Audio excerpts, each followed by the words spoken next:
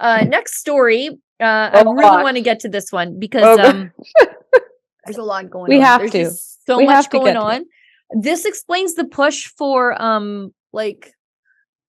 beautiful at every size stuff, right? Like this is it. This is the end result. It'll help you get off a criminal charge for being a complete total weirdo. April 28th, Xenia, Ohio judge David McNamee ruled that a biological male who identifies as transgender named Darren Glines could not be guilty of indecent exposure at a local YMCA. Oh God. I don't even know why the YMCA called the cops. They're into this stuff.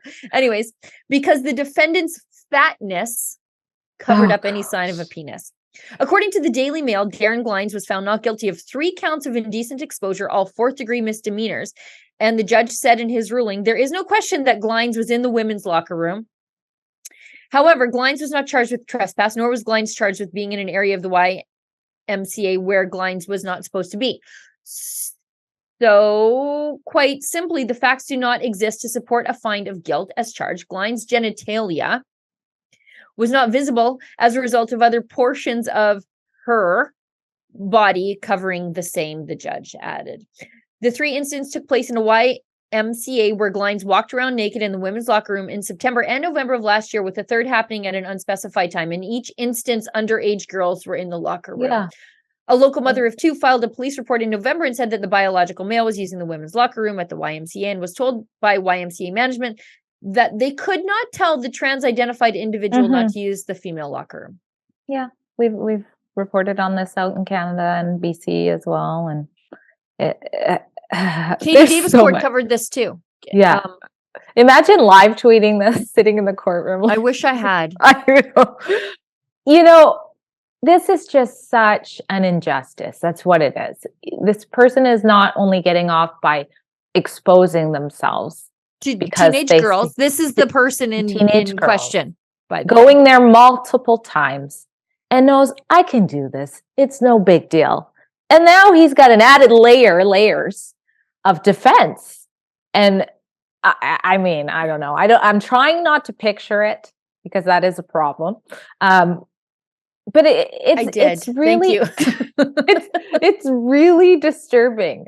And how did they figure out that he was unable to expose that? Like, did they get a ruler out? Like, how do you determine that? I just want to know how that became a defense. Like, was his lawyer like, okay, stand there naked, let's take a picture, let's submit this as evidence? I was talking about this with my friend Lise, though, and this locker room behavior of trans-identified biological males really does display the sex differences between men and women.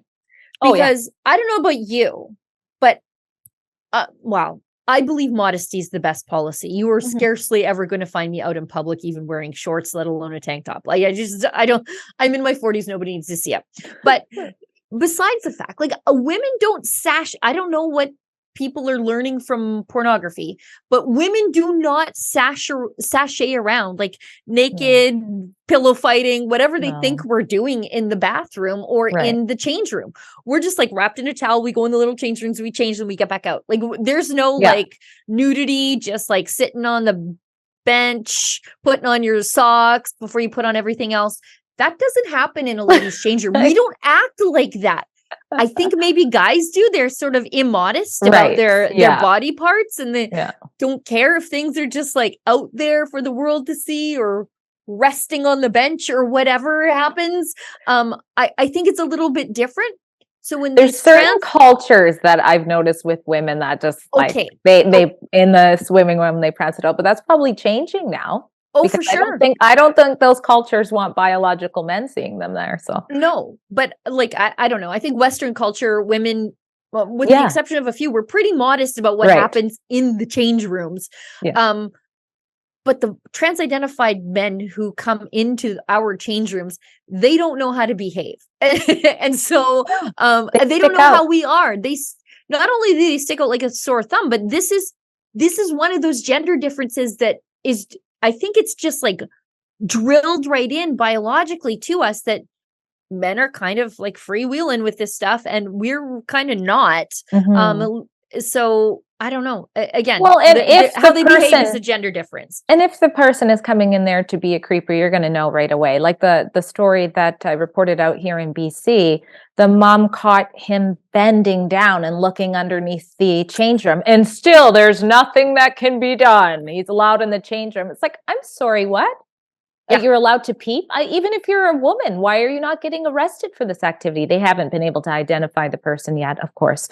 But that's how you get kicked in the head. By the way, 100%. And then what's gonna? And then that person's going to be locked away forever for hate, right? Yeah. So, yep, for sure. Yeah, hate crime.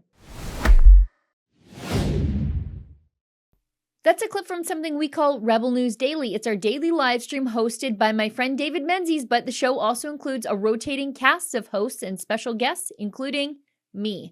It's a great way for us to talk about the news of the day as the news is happening in an unscripted fashion, and it's an awesome way for you to interact with us as well. We stream every weekday, 1 p.m. Eastern, 11 a.m. Mountain, wherever you find Rebel News. See you there.